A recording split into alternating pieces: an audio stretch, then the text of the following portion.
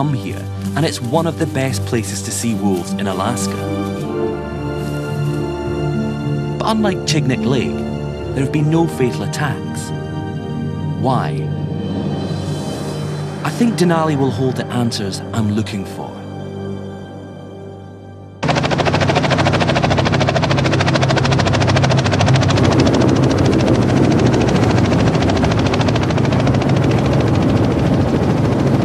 You only have to get up a little ways in a helicopter to realise that the signs of man in this part of the world is negligible. Few buildings, few roads. Other than that, it is just trees, rivers, mountains. It's easy to appreciate that Alaska is one of the world's great wildernesses.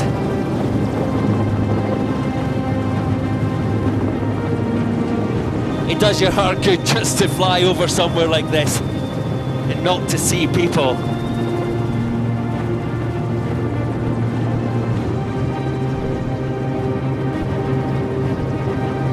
Wolves can live in this environment year-round with nothing other than their cunning and the coats on their backs. They'll go to wherever they can find food.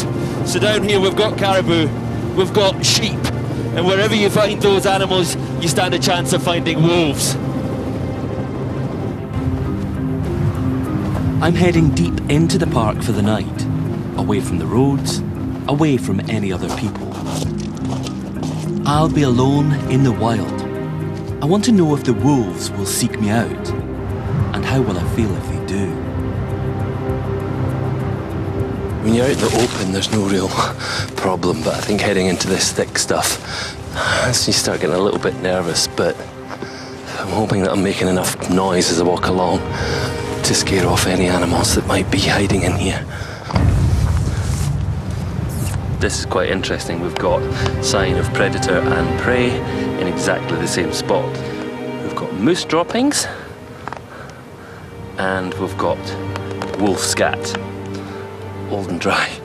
So this is the first clear sign that I've actually seen of wolves out here. So there are wolves around. I haven't seen them, but they will know I'm here. And it's not just wolves. Just about 100 metres from where I'm going to spend the night are 2 grizzly bears. I want to let them know I'm here, and then they should keep their distance. Hey bear! Hey bear! Don't seem too phased. Nothing I do deters the bears. They make steady progress towards my tent. It's great to be away from all signs of man, but as night approaches, I'm beginning to wonder if I'm doing the right thing.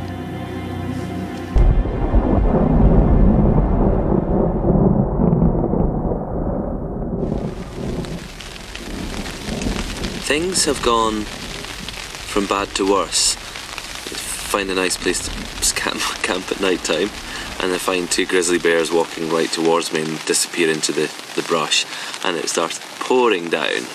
Probably very little chance that I'm going to get much sleep because the bears didn't seem to move away, and I would say a reasonable chance that the bears are going to come up and check out my camp, so yeah, I think it's going to be quite an interesting night.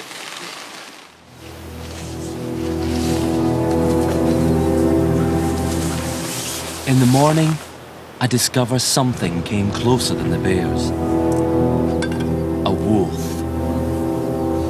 At some point through the night, a wolf has walked through here. It's hard to say how recent it is, but it could even be within the last half hour. See, you've got the scat here, and he's scraped the ground here with his back legs. The wolf that walked along this path would have absolutely have known that I was there. Their sense of smell, sense of hearing is much better than mine.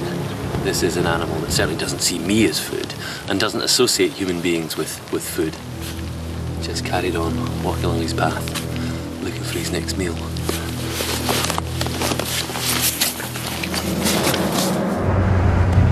The wolf came right by my camp, and even though the tent offered no real protection, the wolf left me alone.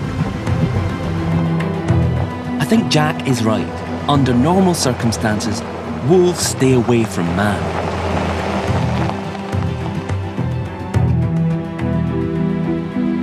spend hours, days, driving the road but see no wolves. They seem reclusive, but maybe it's something more. The man to talk to is Tom Meyer, who's studied the Denali wolves for more than 14 years. Denali was sort of the place where the idea of protecting the predators was invented.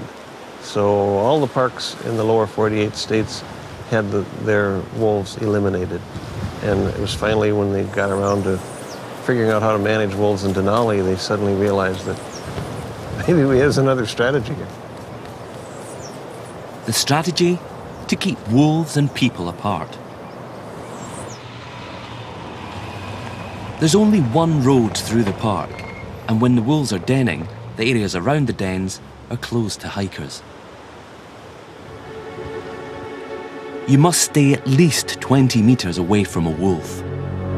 And you must never feed one. And if a wolf does come too close, well, the park has an effective way of making sure that wolf won't want to be near people again.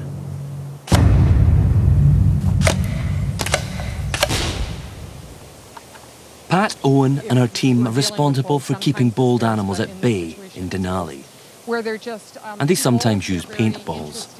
They're filled with a pink paint. The other options that we have are clear ones and the hard rubber ball. Okay, so what kind of situations do you get called out for? Where they're just too bold, they're very interested in human things, whether it's bicycles or tents or any number of things, just making very close approaches, then we'll go in and take some management action. And the idea is you give them a hit with one of these and it's an unpleasant experience, and they learn that being close to people means it hurts. Aversion therapy. Exactly. It's like crowd control. It's like of the wolf equivalent of rubber bullets. And as a matter of fact, these two, that's what they're made for. Right. The clear ones and the rubber ones are actually made for crowd control. Okay. And it seems to work? It does seem to work. I can imagine it. I can imagine it does. Yes. Okay, I've got to hit it first time. Oh, rubbish. Oh, no. Oh, good shot. You must have gotten a clear one. It looked like. So why is it so important that wolves are kept away from people? Even though, you know, probably more than 99% of the time, they're not dangerous. They are powerful animals, and there are reports all around the world of wolves causing injury to people, killing people. We just don't want that to happen. We want to lessen the potential that that could ever happen here, and that separation between wolves and people is the way that we do it. Yeah. Any wolf that's been hit by a paintball is going to change its behavior. That's our hope. Some might think they go to extreme lengths here to keep wolves away from man. But if wolves have a healthy fear of humans and don't associate people with food, then they won't become a threat. Here they've been closing the areas around these dens for 40 or 50 years because of the potential for people interfering. But I think anytime you have wolves around people, somebody else sooner or later throw something. You know, Yeah. Throw them a hot dog. Was someone in Chignik Lake feeding the wolves? Or were the wolves finding food near the village and that was drawing them in?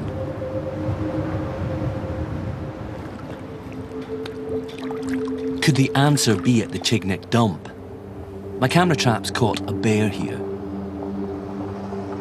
What was it the bears were after? And was it enough to bring in the wolves that killed Candice? Oh, yeah, you can see this is all the kind of recent unburnt stuff. Food stuff as well. There's cans, some vegetables, pizza boxes. Bears aren't fussy eaters. Just the smell of any of this food will bring them down here. And if there's a smell of any kind of meat or fish, that's going to bring in wolves as well. This is only a quarter of a mile from where Candice was killed. And could it be that the wolves that attacked her had been here, had been hanging around, starving, really desperate, looking for something to eat? Now that I'm out looking for what might attract a hungry wolf, I notice another food source here. Dogs. Dogs are well known to be easy pickings for wolves. So the wolves may have been drawn in by the dump and the numerous dogs. But many people around Chignik saw the wolves and they were left alone. Something made Candace the victim. I'm going to meet the survivor of another wolf encounter to find the answer. I'm on my way to meet a woman who was out jogging in a forested military base on the outskirts of Anchorage. She was chased by a pack of wolves. There are a lot of similarities between this lady's story and Candace Berner's story. I'm hoping that Alicia's experience may help me finally understand what led the Chignik wolves to attack Candace. Why did Alicia survive when Candace died? Well, we did know there was a problem due to a couple weeks before there was a dog taken by a wolf. So had it been killed and eaten? Yes. And so that day, did you have your dogs with you? Well, when we went running, I had 2 other girlfriends of mine with me and 3 dogs total. It was my girlfriend and I up front and another girlfriend right behind us. And I looked and there was a wolf probably like 3 feet from her leg. Whoa. So as I turned and screamed wolf, she turned and you panned like 10 more a couple yards away. 10 more wolves? Yeah. You're kidding. And a whole pack. And then she screamed literally bloody murder. That's one thing I still remember is it came from here and it went from her toes. She just collapsed as she said it. What are the dogs doing at this time? Are they actually confronting the wolves? He was just barking, barking, barking. And all that time, we were just screaming at the wolves. We'd end up taking turns. We were so out of breath and, adrenaline and walking backwards, keeping our faces to them. Every time we would turn to go faster, they'd come up on us faster. They're circling us, and you're howling. So how long do you think they were actually with you? I want to say 15, 20 minutes, or maybe. And 2 of them stayed and watched us make it to the car. So that's incredibly bold for them all to come up and, that's not... Well, they had their one main leader, which I'll remember forever. Black with yellow eyes. I will remember that one. Like Candace, Alicia and her friends' actions may have accidentally drawn the wolves' attention. You were all running. You were running. Yeah. Friends were running. Dogs were running. Yep. Because it's that thing that's sort of the chase response when wolves see an animal moving fast, especially if somebody doesn't know that they're there, they just keep this chase up just as an instinctive thing. There's a lot of similarities between Alicia's story and the story that Candace Berner might have told had she survived her encounter with wolves. He was somebody running in a fairly wild area that was approached by very bold wolves. In both incidents, wolves may have been attracted to the area because of dogs, but they didn't attack Alicia.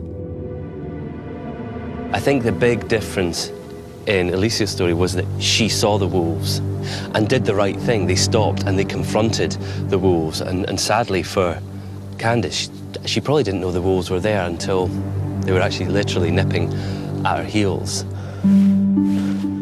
So what tragically sealed Candace's fate is possibly that she kept running.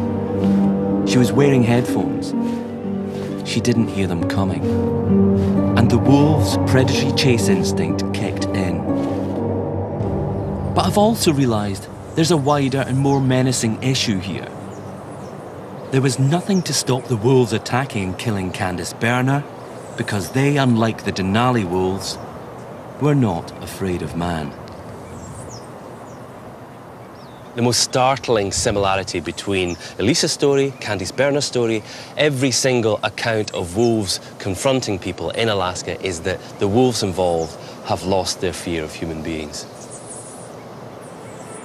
The Chignik Lake wolves were possibly starving. They were in and around the village looking for food, seeing people more and more often, and getting used to them. Habituation, it seems, could be the most dangerous element of all. I want to know Jack's take on it. I think this habituation may have been partly caused by man. Has overhunting of prime bulls for trophies affected the breeding success of Alaskan caribou? To such an extent that wolves now have to adapt to find new sources of food. If their prey base has declined, like near Chignik, the Alaska Peninsula herds, the North and South Peninsula caribou herds have crashed from reproductive failure. And if wolves are more reliant on scavenging, and especially in the winter time when there's no salmon runs, there's nothing really going on, they may move to dump areas. They may be more reliant on scavenging. They may be habituated to humans and may actually occasionally have an aggressive act towards a human.